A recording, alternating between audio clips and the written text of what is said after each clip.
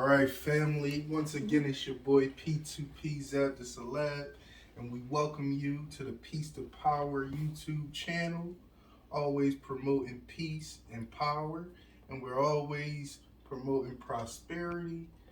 And I'm here today with artist Lisa Thorpe Vaughn. Hey, the family. beautiful author Lisa Thorpe Vaughn. That's my cousin, by the way. Just saying, it's You in the know. blood. It's in the blood. Greatness is in our blood. There you go. Shout out to Swint Nation. Right. And today we're going to be talking about the Black Room Experience. This is her book. It is available through email by going to lisathorbevaughn@gmail.com. Yeah. So Lisa, let's get right into it. Talk to me. Tell me about the Black Room Experience. What exactly is the Black Room Experience? Well, years ago when I was a mother for the first time, I didn't have a whole lot to go off of because kids don't come with manuals, Right. on how to work them and how to, navigate the parental realm if you've never been a parent before. And so I was struggling with my daughter because there were some things in her that were so not like me and her dad or even my parents. And she was really quiet, really shy. And I was just trying to navigate through how to build a relationship with her. Mm-hmm. And then there was one night, all the lights in our house went out. Wow. And she just never talked. And, I was just like, wow, like, what is wrong with her? Did something happen to her? Did somebody do something to her? I had no clue. So I just started trying to find intentional time to spend with her. Just so happens the lights went out this one night and the power in the house went out. That happens a lot up here in Pittsburgh. Yeah, it does. People don't All know. right, rain, Pittsburgh, snow, we can have sleet. a lot of power outages. Yeah, we have quite a few, but I'm determining that now they're in Texas as well. But theirs is a little worse because they're not used to the snow. But she was in the room, the lights went out, and we were just lying there in the dark. The room was black. And she said, Mom, can I talk to you about something? She was laying on her back, I was laying on my back. And I said, yeah, sure, what? While I'm holding my heart, like I was glad she couldn't see me. We couldn't judge each other's emotional states or whatever, or how our faces, emotional expressions. And she just started asking me questions. She said, well, Mom, whenever I tell you, whatever I say to you in this room, can you promise me that you won't ever use it against me? Wow. And she said, can you also promise me you won't tell Dad? Well, that was hard. I'm like, how am I not going to tell your dad? There's certain things I got to draw the line. But I went along with everything, right? Because I was happy she was talking. And she just began to share things with me. And some of the things she shared with me were all about me. Really not all about her, but how I bled onto her life. A lot of things, whether I had weight issues, I bled that on her. I wouldn't let her eat seconds and, different things like that. And then all of the other things about gave her fears around men and fears around people, and just pushing her into bleeding all of my issues and pushing her into a very uncomfortable and unhealthy state of mind as an individual. So eventually it happened then. I was just lying there on the bed just crying because she couldn't see me, right? So I'm just, oh my God, like what is going on? What's she about to tell me? It's amazing how sometimes being in that darkness could provide like a sense that makes people feel more freedom. Because I guess you feel like people can't actually look at you to see you to really judge, your facial expressions. And they can't control, that's true. And they can't control what you're saying by you looking at them. A lot of times we can control what people say to us by giving them the stare or making expressions with our face and body language that says so many other things. It can most times be very different from what we're actually trying to deliver to them. Right. So that happened that night. It went well. Next thing you know, lights came on. Maybe about 3 months after that, she came back to me and she was like, Mom, can we talk again? And I was like, talk about what? So I got nervous, right? She's getting older now. I'm like, what's going on? So long story short, we met again. And one of the things that I had really worked on, I was going to therapy at the time, and one of the things I really worked on was finding out how I could be intentional about my relationship with her. And one of the things the therapist told me is, you have to, having kids is not about just assuming just because you birth them that they're going to love you, they're going to talk to you, there's going to be this great relationship. But just as in any other relationship, you have to be intentional about building that relationship. So you have to plan time as if you're dating somebody, right? So you have to plan time when you're going to be with them. You got to make sure you check in and talk. You have to ask certain questions like, what's your favorite color? Well, I assumed that as a parent we would know all of that, and I didn't. Ultimately, when I went to writing the book further down the road, I asked her, what should I title? I want to write about like our story of building relationships. And I want to say this book is not just about my daughter. This book is about how to build intentional relationships, how to make sure you have a place and a time that you plan for, whether it's with your spouse, platonic or romantic, whatever it is. Brothers and sisters need to plan. I think that helps because that sibling rivalry gets really crazy. But I also say every relationship matters, and if it matters to you, then you need to be intentional about it. And the Black Room experience is what she wanted to call the room that we were in. A lot of people said, well, why didn't you just call it the dark room? And when I went to write the book, the publisher said I was trying to self-publish, and they said, well, there's no such word as the Black Room altogether. And I said, there has to be. I said, like, and if not, we're gonna make it up. That's the word she wanted. Right. So I said, right, and I said, let's just call it something experience. She was like the Black Room. Well, all from her life, from 8 to 10 years old when this started, all the way up to now, she's 28 years old. A year ago when she got married, she needed a Black Room from dating guys, from college, from all these different situations. And we built principles in here. There's things I asked her if I could talk about, because for me, this book is about all relationships, and the things that different, the processes that we go through in relationships. And there are stages, right? So as parents, as spouses, as friends, as brothers and sisters, and even extended family, you have to be intentional about those relationships. The Black Room experience, it was just our intended place. We knew that meant that the conversation was crucial and it was critical to whatever the next turn was. So I believe every relationship needs a name on what they call it. I think it was it Chris Rock, or was it one of those comedians when he was dating, he was talking about his girl and he was like, pineapples, right? Yeah. So the Black Room experience is kind of, I know that's a little off, but the Black Room experience is like our pineapple, right? That's the word to say, like, all right, this is another level of talking and communicating. Right. So this is our code word, and that's what it became. Awesome. I think that's so profound, because I think a lot of times when people think relationships, they think of this like romanticized or fantasized thing that's just supposed to happen naturally. And I think it's profound how you point out that, you have to intentionally put that time and effort into developing and building a relationship. Yes. And if you don't, then you get what you put into it. And that's what I always want to tell people, no matter who it's with, you get what you put in. Wow. So might as well be intentional, right? Might as well plan for it. And then by the time you hit the cold stage or the boring stage or whatever it is, or the dry stage, you already have a plan and process for how to build this relationship. Right. And you understand that there's going to be highs and lows. There's going to be ups and downs. There's going to be spoken and unspoken requests. There's going to be expectations that you have no clue about. But if you plan time to communicate about the crucial things, then everything else becomes gravy. Wow, that's profound. I hope everybody listening out there, because that's a jewel. You listen to advice like that, and with anybody, like you said, it's not just romantic relationships, it's family relationships, business relationships. Everything. I take this same concept when I was an employer, and just in general with people communicating in the church, with my friends, really though, because I had to learn about friendships that you have to be intentional. I have friends for life. I have friends I've been friends with 40 plus years. I'm kind of telling my age, but 40 plus years I've been friends with these. All right, there you go. Been friends with these people, and so much of it has to do with our intentionality. And I'll pause and be like, "How you doing? How are we doing? We good?" Because people change, right? And we change.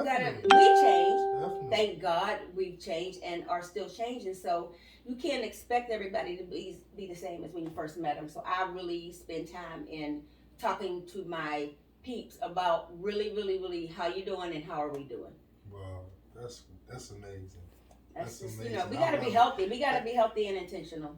That's amazing. I think that right there alone should inspire a lot of viewers, whoever's watching this, to go read this book, to learn how to be intentional in relationships. Absolutely. And speaking of the book, let me ask you, what challenges did you face when you started to write the book? Wow.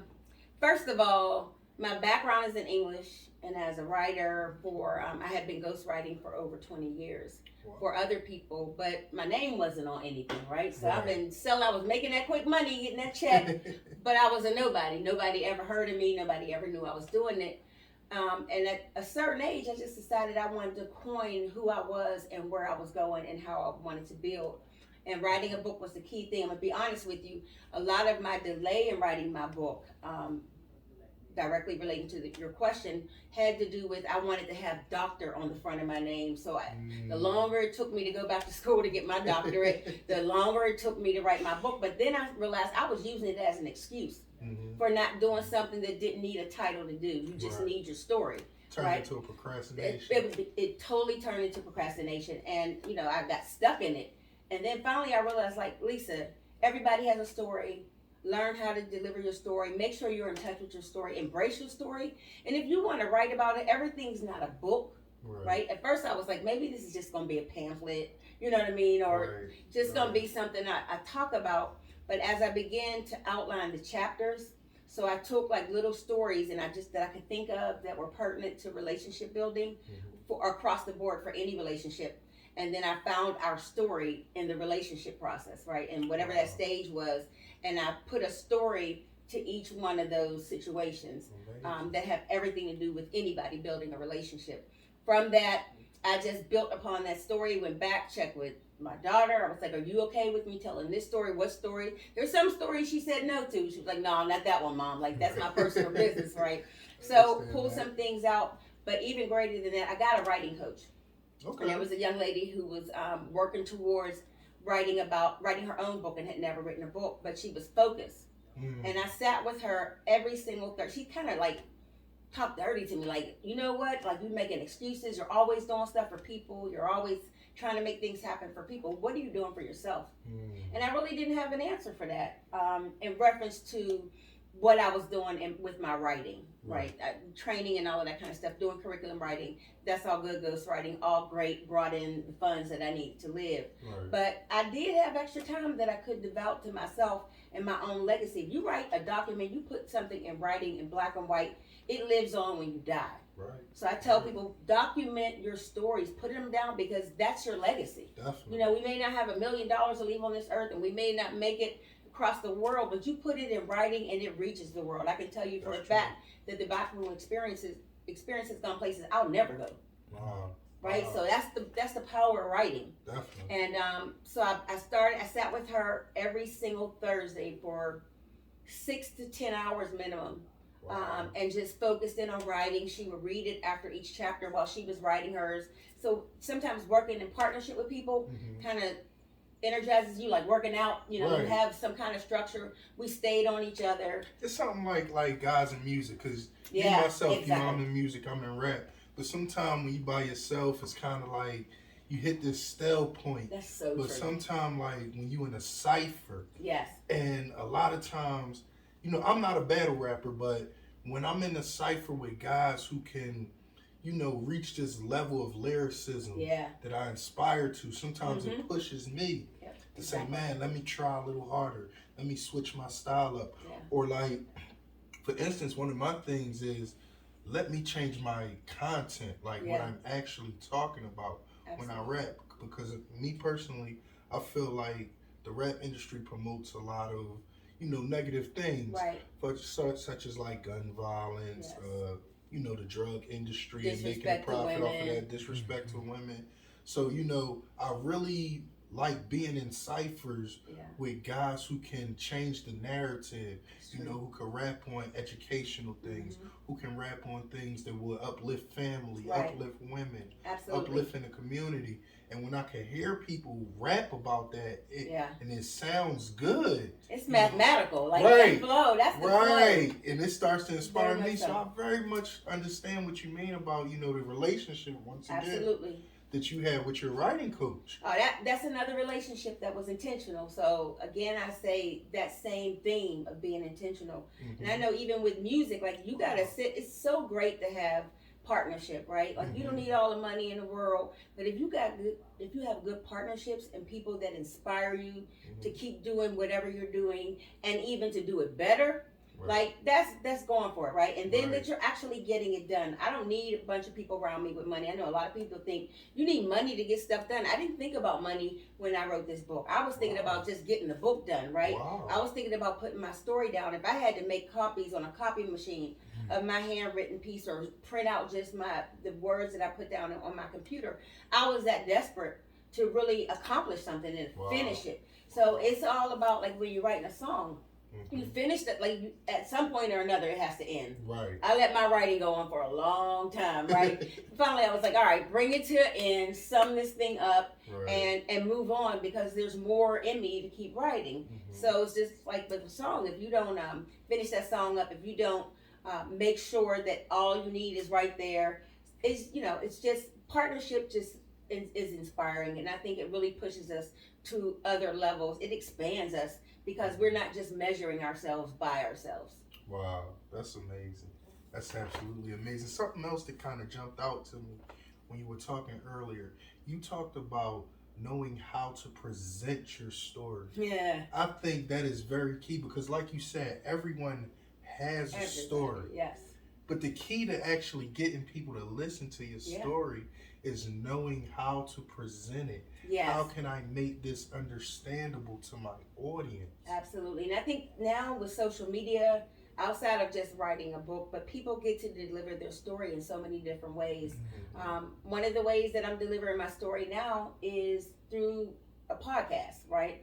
So I'm trying to, LTV Speaks, trying to just get another way of delivering so I can reach another audience. I want to make sure, as you mentioned earlier, that with your music, that you make sure you're careful on what you say and how you say it, so that it can broaden your audience and not just be this isolated, targeted population who listens to this, but maybe somebody that could hear your story, their story in your lyrics, right?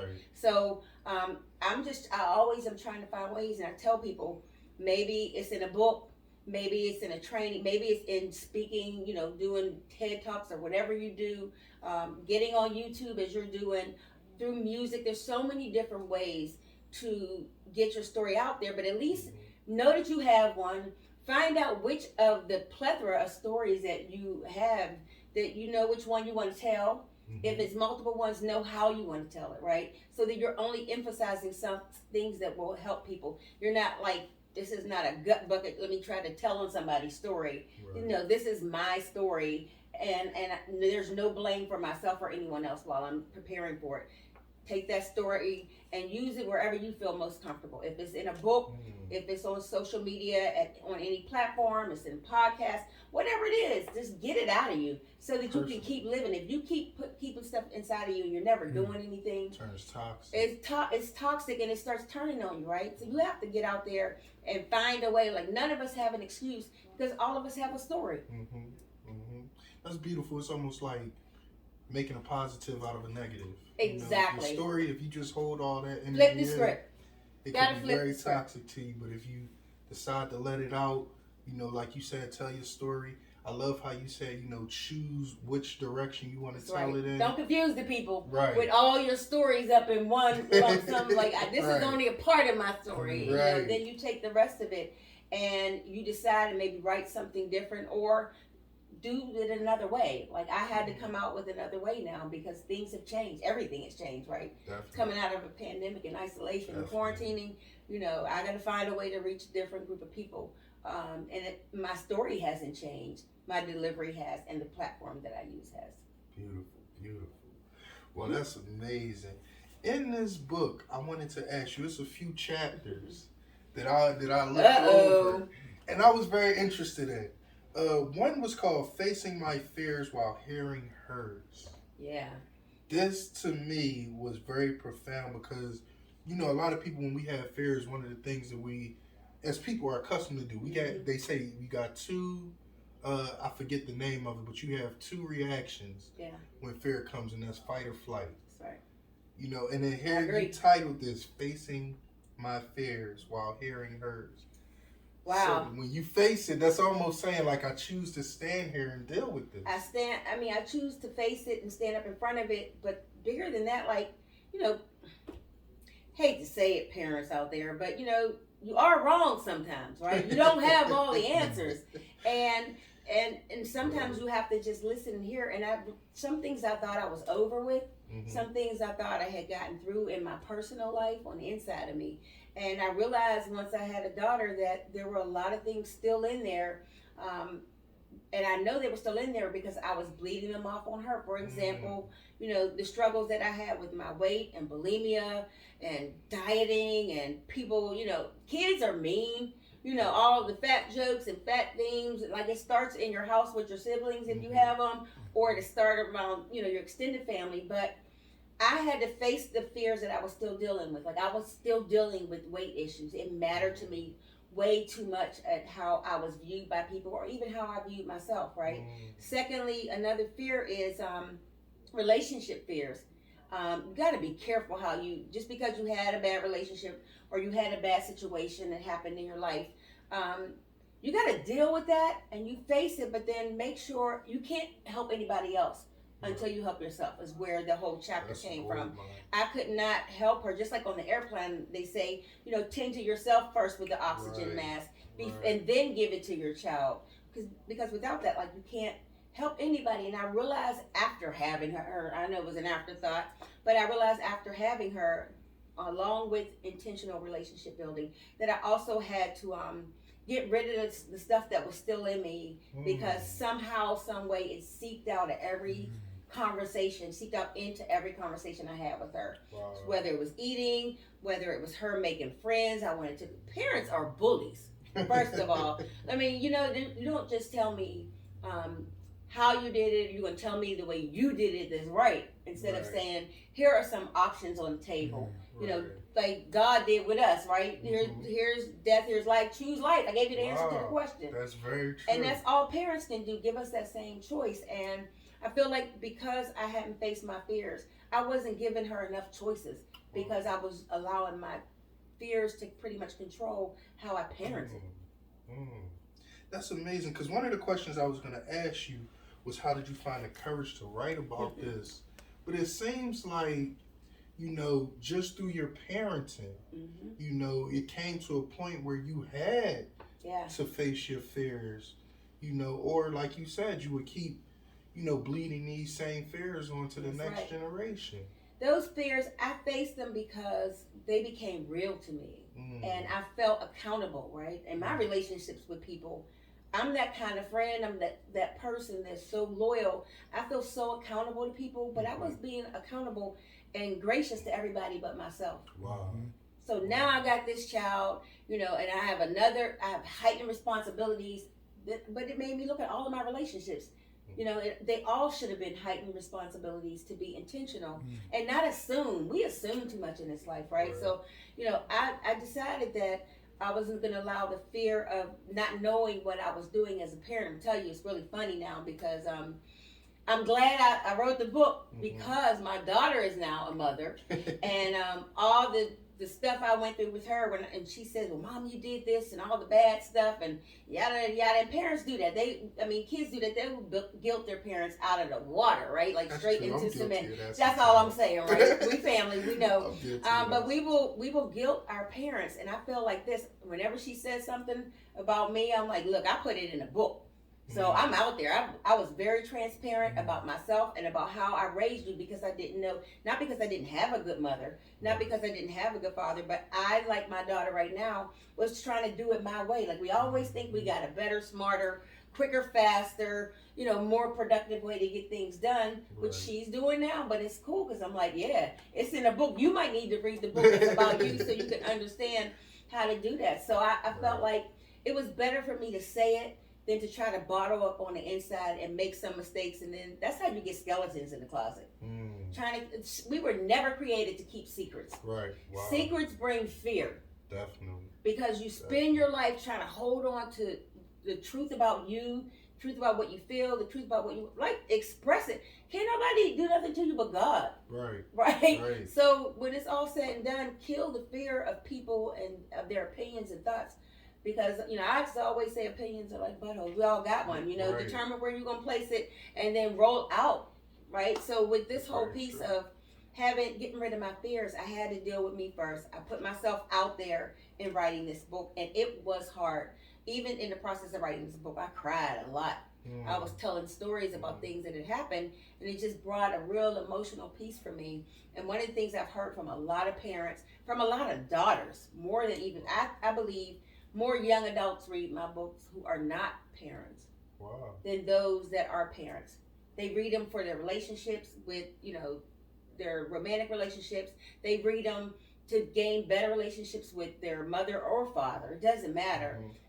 My story for my son is stool talk, because that's where he talked to me at. Every day after practice, I would be making dinner. He would come in and sit on a stool, and while my back was, turned, he could say whatever he wanted. Once again, he didn't get to see my facial expression. So by the time the dinner was done, I started cleaning the walls on some of the stuff he was telling me. I was like, oh my God, TMI is too much. Like, I don't need to know all of that. But I just think it was intentional. And you have to turn those, as you said, negative things into positive experiences. They're not going to turn on their own. Right. We have to be the one to bring the positive out of. Bad stuff's gonna happen, and people say the lemon in the lemonade. Like, you gotta find a way to make it better, and if for nobody else, make it better for yourself. Right. And that's what I did in this book. I'm like, I'm gonna put it out here, and here we are. She maybe 20 years later, and she's another person. And I finished writing the book when she graduated from college. She's been out 6 years now. Amazing. Yeah, amazing. So still not very well. well. And doing very well. She's not gonna give me credit for that, but she's doing very well. I gotta give her credit. She even inspired me. She helped inspire the P2P the Celeb YouTube channel. Hey, that's why I'm here, Pete. I gotta You're doing it though. You're doing it. I'm excited. So there's another chapter that I wanted to ask you about. I mean, it's such a good book. I mean, it got some very good chapters that I think will be beneficial to people because it seemed like a lot of things that people usually try to run from in their self. You chose to address it. And I think that would help a lot of people, just first off, to see somebody who actually chose to address it. I think that would encourage them, saying, you know what, if this person can address it, so can I. That's right. What was that chapter? So the chapter is, am I to blame? And could this have been prevented? That's a deep one. You picked out all the real deep ones. Because it's I feel like it'll help a lot of people because, like I said, I feel like this is something people will run from. They do. And so, like, you can't run from yourself. Exactly. Right? We can't. I wanted to know, whatever had happened, if something was going on with her. Now, here I am digging into her, trying to see what was wrong with her. And the problem was me. I should have been digging into myself like that. And I realized that a lot of the things that we as individuals, as people, do is play that freaking blame game. We blame ourselves. We beat ourselves up. Look, you made a mistake. You messed up. I did drugs before. I went crazy. I lost it. Things went wrong. I made a lot of bad decisions, right? But at the end of the day, like, all right, put the fault on it and move on. Fault and forgiveness will get you, like, handle that. And a lot of times people say, well, you shouldn't put any fault on it. It's a game. Like, your mind tells you that. It's going to say blame somebody. Right. And most times we start with blaming ourselves. And I was like, if I mess up with this, it didn't come with a manual. Nobody told me. If we can follow examples, yes. But every person is different, right? So every relationship is different. And it's just not the same. My mother has 6 kids, and every single one of us are totally different. And she has to deal with and figure out how to handle each and every one of us all of our lives. But I learned that, like, I'm not blaming myself anymore. And I had to say it. That was a question in my mind. Am I to blame? If she tells me, she does actually open up and tell me that somebody did something to her or that I put her in, harm's way, how am I going to handle that? Am I going to blame myself? Am I going to apologize? Am I going to just, repent and say, God help me? Am I going to work on it to build a better relationship? What's going to happen? And I didn't know, right? The only thing I knew is with being a parent, I didn't want her to be a hoe. I didn't want her to be, a lot of other things. I wanted her to like men, but I wanted her to like certain kind of, like, you can't control it. Come on, like it was past helicopter mom. It became like, Lisa's issues on J Lisa. And that's where we go wrong with people. Like our last relationship, our last marriage, we're going to put it on the next one. You got to release all that stuff out of you and stop dragging everybody through your mud. And the only way you can stop dragging people, your mother may have done this to you. Your father may have been in this situation. At the end of the day, if you're grown, it's your responsibility now to live on and move past it. Exactly. And don't blame. I like that. Because, I'm one of those people, I tell people, I done lost my mind a few times. Oh, yeah. Thank God I gained it back. I done tried a whole bunch people of didn't even know I was in the closet losing my mind. A lot of times that came out okay, right? Right. Call that one person on, like speed dial and say, like, talk me through this because I'm stuck in the closet. Right. And people don't want to talk about that, especially people in the church. Yeah. Let me just deal with that because I am in the church. And I am a minister, and I make it plain with people, like, just because you got God doesn't mean you're not going to suffer. That's the biggest part of being a believer in anything is you got to suffer through it. Even as an entrepreneur, you got to suffer through your beginnings, right? Just to get somewhere with it. Even this, right? You got to dedicate the time. You got to do your reading. You got to be up on current events. Just staying appropriate and relevant. But people don't want to do the hard work, but we want all these results. Right? And I'm just like, you gotta admit to where you are, own it. Right. Own it. Right. All the way, and then go from there and let the rest of it be in God's hands, really. Wow. Like deal with you, and then people will see real people will see the real you. Right. So once you get to you and start dealing with you, then real people will see the real you, and they'll love you for who you are and not all your mistakes. That doesn't even matter after a certain point. It's like, look, I got you. Right. I'm with you. And I feel like now those are the relationships that I built. Wow. That's amazing. Because I feel like you already answered the next question that I was going to ask. All right, let me see. Try it. Well, the question was like, if there are any issues that you blamed yourself for, does the decision to face it help you find forgiveness or an acceptance within yourself? Sheesh. I'm going to answer that because it was a clear question, right? So, first, you face it. I say, step 1, face it. Step 2, embrace it like it is what it is, right? And then quickly move on to forgiving yourself and anybody that caused you to be in it. Like, you want to live. If you're going to be on this, I want to live. Like, I really want to live that abundant life that I believe is promised to me. And I believe it starts with me. Not with a job, not with money, not with education, but with a compilation of a multiplicity of things, primarily relationships, right? Because I can talk my way into some boardrooms, you know what I mean? I can talk my way into some government funding and some community donations and sponsorship because I'm a passionate person, number one, but because like it's real what they're getting from me and about me. Like I love hard, so I say face it, embrace it quickly.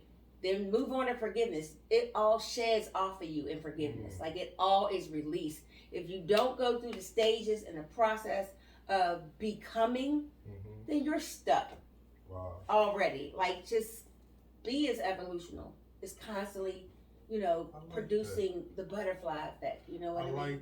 I like that. I like how you broke it down in steps. And I'm going to go off like the path here. Roll. And I didn't write this down, but I think that one of the relationships, and you've been talking about it, a little bit, you kind of hinted at it, but I think one of the relationships that we neglect as people is a relationship with self. It gotta start learning ourself. Yes. And I like how you kind of pointed that out. And you gave like a step-by-step way just now of how to do that. As far as facing it, embracing it, and then forgiving yourself. But you got to transition quick. Right. Because you'll get stuck in it on the embracing part. You'll be hugging on the stuff that's long gone. You'll be hugging on the dead stuff. Right? So embrace it and let it go to the forgiveness because you get the freedom in the forgiveness. Wow. Whether it's yourself or somebody else. Nobody want to talk about like our own issues. Like it's nobody's fault. Okay. All right. When I was 8 and if something happened with my parents, then that was their issue. But now it's I choose your issues. I'm grown. I can make a decision and a choice. And I feel like just put it out there. And what people don't, just somebody is going to be helped when you tell your story. I don't care how you put it out there. Somebody can be helped by something that you've already have gone through in life, because nothing, I believe, nothing we go through is about us. It's never, like, that's why I say empty it out to help someone else out. And then what good is it if it doesn't help someone else out? Right. And it'll never help anybody as long as we're hiding it and submerging it deeper in ourselves. All we're doing is packing it down. And that's the explosion right there, right? We end up losing our mind. We end up being depressed. We end up living for people and people pleasing. Just goes through so many cycles. And I feel like I say this mainly to people who believe and are, Christians or whatever. Like, whatever you believe, understand that you got to believe in you first to believe in that. Wow. Whoever your creator is, if you don't all the way believe that creator created you for who you are, that every mistake was intentional, every mistake is going to make me better, then you live with all of these regrets, about I shouldn't have done this. Well, maybe if I was younger, I should have went to school. You know what I mean? Took me 9 years to finish a 4-year degree. And my siblings were rolling through college, and I was just like, I'm chilling. I was trying to party. I was young. I lied, graduated from school early, had forged my mom's signature on stuff. You know what I mean? Just to take my time. And I wanted to get out of high school so I could do what I wanted to do without anybody knowing, right? So all I did was delay my own life. But that delay helped me to understand. There's so many people I talk to now who are older people going back to school. I was in my 30s sitting in school with 17 and 18-year-old people. Wow. And that was just my story. That it didn't determine whether, that I succeeded, because when that piece of paper came, we all got it. Right. And nobody asked once I went to my job, nobody asked me what year or, who was in the room with you or how old were you when you did that. No, like, it's just not, it's not that kind of part. Keep going. Like, that's what I say. Keep going. Face you. Deal with you. Love on you. Grace you. Yes. Give you some grace to mess up, and make mistakes. So that's where I am with the facing you, embrace you, forgive yourself. Like, for real, like, there's a lot of stuff I had to forgive myself for. That, beating my body up, just all those kind of things, talking dirty to my mind. That self-talk will cause you to lose your brains, people. What goes on in your head between you and you is crazy. So you got to really work on self-talk. Right. Because you get blind spots and you get stuck in your head about who you are, and your head will start lying to you, like your emotions lie, right? They are up and down all the time, but deal with you. Self-love, self-talk, talk powerful stuff in your head, like without your lips moving. That's very true, because I mean, like, I was taught that as a young age. I thank God for my aunt Tiny, Larita, but one of the things she taught me, when I was younger, like, adolescence, coming into my teenage years. And I can remember, like, when she first told me to do it, I felt like the craziest person in the world. Yeah. But even to this day, sometimes I still do it. But she told me, she said, every morning when you in the bathroom, look in the mirror, and for a few minutes tell yourself, I am somebody, I'm going somewhere, and I'm going to be something. Right. And that's good. Say it again. I am somebody, I'm going somewhere, and I'm going to be something. Wow, that's great. I love it. And that, like, when I first did it, I felt crazy. But, like, coming from Philadelphia, there's this sense, and I don't think it's just in Philadelphia. Right. That was just our upbringing. That's where we came from. Right. And I think a lot of, like, Black youth goes through this feeling of hopelessness. Yes. This feeling of, okay, first of all, will I make it to see a certain age? That's right. Especially for African American men. Black men. And now women as well. Well, unfortunately, yeah. Now women as well. Right. And I mean, I feel like, a lot of people say, well, what's wrong with the youth? Why are they killing each other? Why are they committing these acts of violence, crime? And, me, myself, I feel like I can relate to them because I've felt that hopelessness. First of all, will I make it to a certain age? Right. Secondly, if I make it, what do I have to look forward to? That's right. A job as a trash man, struggling to pay my bills, living from paycheck to paycheck. I mean, like, talk about our struggles. Yeah, that's what I mean. There. Like, when you really understand it from their point of view, it's like, why would I want it? Like, a lot of times, especially in the Black community, we are living under so much tension and pressure and so much anger that life just seems like a struggle. People say it every day. sure do. You know, life's a struggle. It was one rap verse, and you know, even in America, people say life's a be and then you die. And if this is all you got to look forward to, you know, why would you want to live? That's straight hopelessness. Yeah, it's straight hopelessness. It's capped. It's really capped, and I feel like even just being on here, staying in the arena, and having a black son who's a young adult, you know, you all's battles are so different. So just to gain hope and already in the worst hopelessness or the worst hope environment or the time or the season or whatever it is we living with this pandemic, more than anything with the whole racist piece and the killing of black men, I try to encourage black men to do whatever they need to do to just keep the hope alive in them, right? And it's always inside of yourself. I sit and talk to my son for hours at a time and hear his side, which is very different from mine. And I learned how to hear him and accept who he is as he's growing and transitioning. But also back to that fear, man. Like that fear will cause you to kill somebody. That fear will cause you to kill yourself.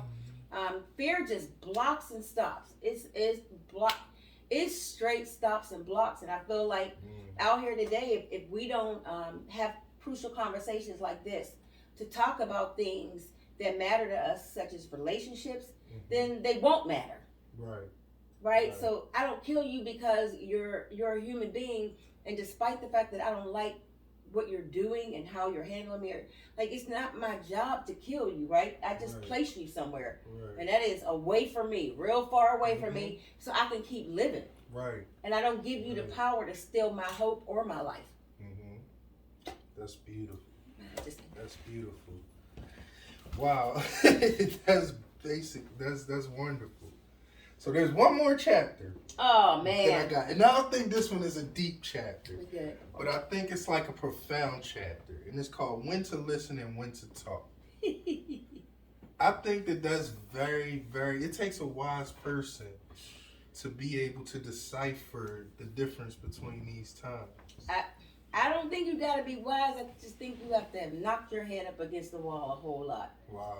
Like life will teach you when to shut your freaking mouth. Like it'll tell you like you don't know what you're talking about. Hey, pause, pump those brakes. Like don't go there. And then our decision to listen to our mind after we have embraced things and we understand who we are. Because you don't want to make sure it's coming from a healthy place. So I learned how to listen because I came into the acknowledgement at being a parent, at being a wife, at being a friend, that I didn't know everything. And I don't have all the answers. So situations, bad situations, broken relationships, not understanding certain decisions my parents made, not understanding, you know, even certain decisions that I made, that I needed to just be quiet. And a lot of times we're simply not quiet because we don't even trust what's going through our head. Because it's like a big old traffic jam and it's all this stuff. I'm big on controlling that self-talk. Control what's going on through your head. When you feel like it's too much, you racing. I was diagnosed as a manic. You know, my brain doesn't shut down. So like I needed to learn that whenever I got nervous, I would talk more. And I would just be going off. Some people call it like if they get drunk, liquid courage, right? I just would get nervous, and that nervousness, as I had anxiety when I just being around people. My parents were pastors. Like I was forced to be around people. So you need to kill that anxiety. When I realized what the problem was, I learned that I needed to spend time alone to recharge. And my therapist told me, he said, take an hour between work and walking in your house. If you got to sit in the car, if you got to sit in the garage, like pause, like just let it all go, breathe, reset your mind. Because I used to go in the house yelling, screaming, what's going on here? Who did this? Why is your shoes here? Just all this random stuff that not only made them miserable and my house a very uncomfortable place to live in, but it made me an unhappy person because my mind was fighting all this stuff that to complain about. Well, thank God I at least had a family or somewhere to go into, right? People don't have places to live, not even food to eat. You know, I was so busy majoring in the minors that I learned how to be quiet and listen and hear somebody else's side. And then I realized I was learning a lot. And then when I started learning a lot, that's what made me wise. Not because I had so much to give out, but because I learned how to take it in. Amazing. That's amazing. I hope that's the last question because they're getting harder and harder, man. Well, yeah, we go and wrap it up, but I just want to say, like, you definitely. I tell you what, I really look forward to getting more deeper into this book. I hope the audience, looks forward to getting more deeper into this book. This interview alone has helped me. Oh, this interview alone has helped me. Hey, thanks for having me, right? Oh, definitely. I thank you for coming on here. So, just like, how can people expect to improve their self by reading this book? And the first thing is reading, period. Black people, they say, I've heard people say that if you don't want black people to know something, put it in a book. Definitely. And so, number one, get the book and read it. Not only like read the beginning and the end or certain chapters. One thing I have practiced, especially during the pandemic, is you didn't read a book until you read it from the beginning to the end. Right. So otherwise, I am reading a book. I say get it and first read it from the beginning to the end. But no matter what you read, find yourself in whatever you're reading, right?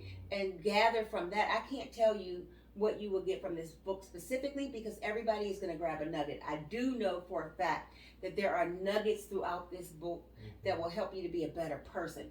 Not a better parent, but just a better person because that's what it was all about. I put it all out there so that I can continue to grow, so that I could be a better person by sharing my transitions, by sharing my journey with the world. Right. And I feel like, if everybody did that, get something to read, grow yourself. And sometimes if you struggle with reading, which I just didn't like reading, then get on YouTube and learn how to do something that you never did before. Right. My son watches, and I learn from him. Like, get the gist of a book online, and that may pique your interest to go buy a book. But specifically, the Black Room Experience, it's easy. It's an easy read. It's a quick read. I mean, you could read it through a Saturday and just chill. It's points in there and nuggets in there that will help anyone's life. Old, young, black, white, and anything else. Indigenous people, LBGQJFZ. It doesn't matter. This is about This is about relationships. Not just parent to child, but person to person.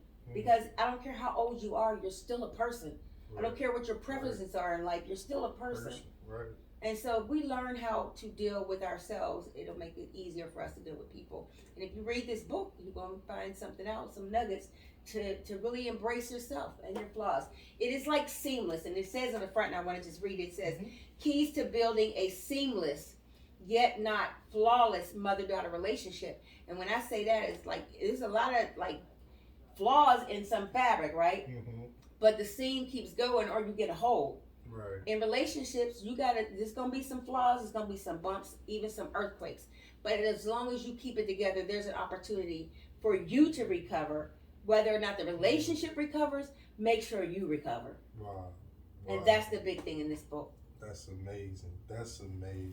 I think this book will help a lot of people grow. Thank you. It's beautiful and it's amazing to watch you grow. Man. And speaking of you growing, you have grown because I don't want to like drop too many bombs on y'all. Let's be honest. Author is just one of your titles. Yeah. Author is just one of your titles. You do so many keep this thing going. things. You do. What's next for LTV? Like you. Well, wow. I'm big on the LTV Speaks podcast. That I thought like just getting on here, telling my story, and talking about crucial conversations and speaking to it. LTV Speaks is all about speaking to it, speaking up to it, speaking up for it, right? Finding a way to say what you need to say that will help somebody else or that will enlighten someone else. And so our conversations are always going to be, to the point we're going to talk about the hard stuff.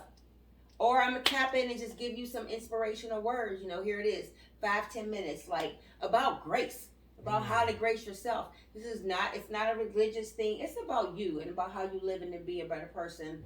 It's around conversations that will help anyone and everyone to build themselves so that they can love everybody because they love themselves. That's beautiful. That's what's up. LTV Speaks Podcast. LTV Speaks Podcast, and that's available on Anchor, Spotify. Google. And a few that I don't even know off the top of my head, but if you Google me, LTV Speaks is on there. LTV Speaks. Well, LTV, we want to thank you. Thank For you. being on P2P's the Celeb page. This is definitely a peace to power moment. Yeah, this was a peaceful talk that will create a lot of power within yourself. Yes. You know, so we encourage everybody to go out there, pick up the Black Room Experience. And once again, fam, remember, peace, love, and all from above.